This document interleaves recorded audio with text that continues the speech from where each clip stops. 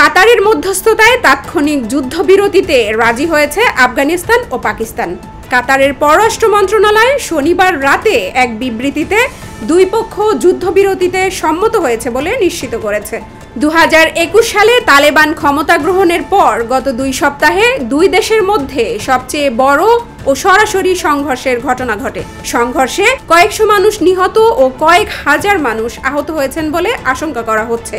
তবে কোনো পক্ষই এই হতাহতের কথা স্বীকার করেনি।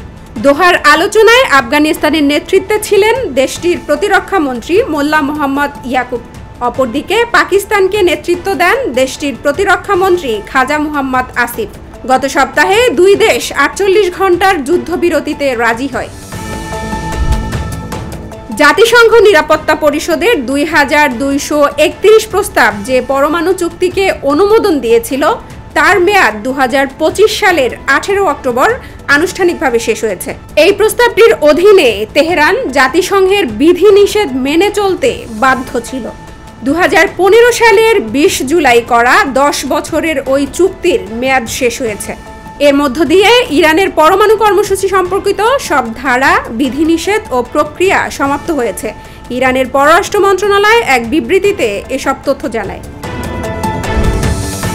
ট্রাম্প প্রশাসনের অভিবাসন, শিক্ষা, নিরাপত্তা নীতি ও ফেডারেল সরকারের শাটডাউন নিয়ে তীব্র ক্ষোভে ফুঁসছে মার্কিনিরা।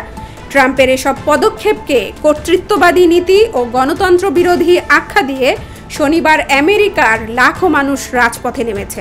পদক্ষেপের বিরুদ্ধে প্রতিবাদ তীব্র আকার ধারণ করেছে। মার্কিন সংবাদ মাধ্যম CNN এর প্রতিবেদন বলছে, no kings, Trump must go, রাজতন্ত্র নয়, সংবিধান ঐচ্ছিক নয়, দেশপ্রেমের সবচেয়ে বড় প্রকাশ হলো প্রতিবাদ ও ফ্যাসিবাদের বিরুদ্ধে প্রতিরোধ গড়ে তোলা। এসব স্লোগানে বিক্ষোভ করেছে প্রতিবাদকারীরা। Washington DC, Chicago, Miami, Los Angeles, New ইয়র্কের টাইমস স্কোয়ার, বোস্টনের কমন পার্ক, শিকাগোর গ্র্যান্ড পার্ক সহ বিভিন্ন শহরে মানুষের ঢল নামে। এছাড়া আমেরিকার বাইরে লন্ডন, মাদ্রিদ, বার্সেলোনা সহ ইউরোপের বিভিন্ন শহরে মার্কিন দূতাবাসের সামনে বিক্ষোভ সমাবেশ হয়েছে।